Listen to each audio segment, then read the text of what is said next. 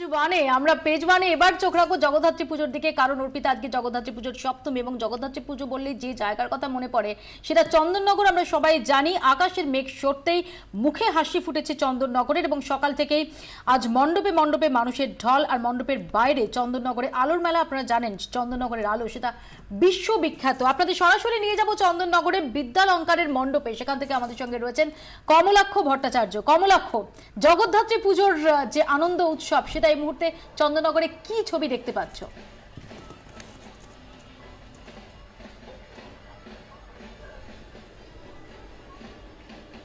মৌপিয়া, দেখো চন্দননগর মানে আলোর রোশনাই, যা ভুবন বিখ্যাত বলা যায়। তার কারণ যুগ যুগ ধরে জগদ্ধাত্রী পুজোয় চন্দননগরের যে মানুষ ভিড় করেন তার অন্যতম আকর্ষণ হচ্ছে আলো। আমি তোমাকে দেখাতে চাই এই মুহূর্তে যে দর্শনার্থীরা ভিড় করে দাঁড়িয়ে রয়েছেন, এই দর্শনার্থীরা মূলত দাঁড়িয়ে রয়েছেন চন্দননগরের সবচাইতে যারা আলোকসজ্জায় বিখ্যাত যে পূজা মণ্ডপ অর্থাৎ বিদ্যালঙ্কার, তাদের পূজা মণ্ডপের ঠিক বাইরে। এবং তোমাকে দেখানোর চেষ্টা করব এই মুহূর্তে বিদ্যালঙ্কারের পুজোর যে আলোকসজ্জা। বিশাল পুকুরের ঠিক মাঝখানে এইরকম আলোর রোশনাই তুমি দেখতে পাচ্ছ, যে পুরো পুকুর জুড়ে আলো দিয়ে সাজানো হয়েছে। সেই টুনি বাল্বের দিন হয়তো চলে গিয়েছে, গত কয়েক বছর ধরে টুনি বাল্বের রোশনাই হয়তো চন্দননগর সেই জৌলুস থেকে মুখ ফিরিয়েছে। এখন এলইডির যুগ, এলইডির আলোয় কিন্তু রোশনাই করছে, করছে গোটা চন্দননগর। এবং যতদূর চোখ যাবে ততদূর আলোয় আলোকিত গোটা শহর। এবং যে উল্লেখযোগ্য যে পুজোগুলো রয়েছে তাতে কিন্তু এই মানুষজন ভিড় করছেন। আমরা সন্ধ্যে থেকে রয়েছি মৌপিয়া, আমরা দেখছি জেলার অন্যান্য জেলার বিভিন্ন জায়গা থেকে কিন্তু মানুষের ঢল নেমেছে, এবং যত রাত গড়াচ্ছে সেই মানুষের ভিড় কিন্তু ঠিক ঠিক করছে চন্দননগর। এবং তার অন্যতম বড় কারণই কিন্তু এই আলোর রোশনাই। এবং আমি তোমাকে দেখানোর চেষ্টা করছি এই মানুষের ভিড়ের মধ্যে দিয়ে তারা যেটা প্রত্যক্ষ করছেন বিশাল বিশাল মণ্ডপ, এবং তার সঙ্গে সঙ্গে যে সুবিশাল প্রতিমা, সোনা এবং রূপোর যে আভরণ দিয়ে যে প্রতিমা সাজানো হয়েছে, এবং তার সঙ্গে সঙ্গে এই দারুণ আলোকসজ্জা।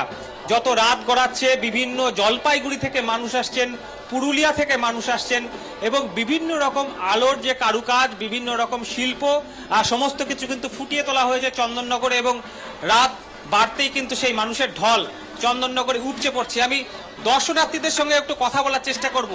চন্দননগর মানেই তো আলোর রোশনাই, কেমন উপভোগ করছেন এই আলো, এই আলোর যে এত কিছু দেখানো হচ্ছে, কেমন উপভোগ করছেন? দারুণ থেকে আসছে।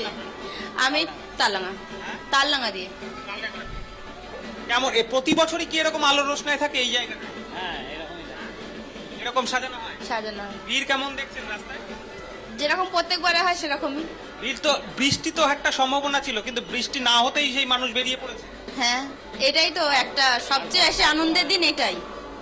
মৌপিয়া, একেবারেই তাই। এবং তুমি দেখতেই পাচ্ছ যে প্রত্যেকটি মানুষ যারা অপেক্ষা করছেন শুধুমাত্রই এইখানে এসেই কিন্তু কয়েক মুহূর্ত থমকে যাচ্ছেন মানুষ, এবং প্রত্যেকের মধ্যেই সেই তাদের সেই উন্মাদনা রয়েছে আলোর এই কারুকাজ, আলোর রোশনাই দেখবার জন্য।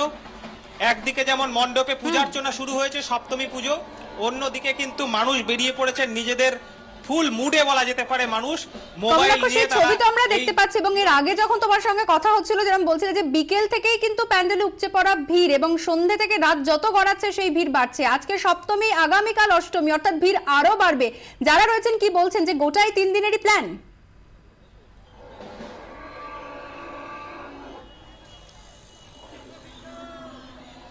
একেবারেই অর্পিতা, প্রত্যেকেই কিন্তু প্ল্যান করে বেরিয়েছেন। আমরা দেখছি গত 3 দিন ধরেই কিন্তু দেখছি, পঞ্চমী থেকে আমরা চন্দননগরে আছি, আমরা কিন্তু 3 দিন ধরেই দেখছি যে চন্দননগরে ঠিক একই রকম ভিড় রয়েছে। আমি একটু কথা বলবো, কি প্ল্যান চন্দননগরে ঠাকুর দেখার? কতদিন ধরে ঠাকুর দেখবেন, কি প্ল্যান? নাকি আজকে সারা রাত? ষষ্ঠী থেকে বেরোচ্ছি আর একেবারে দশমী অবধি।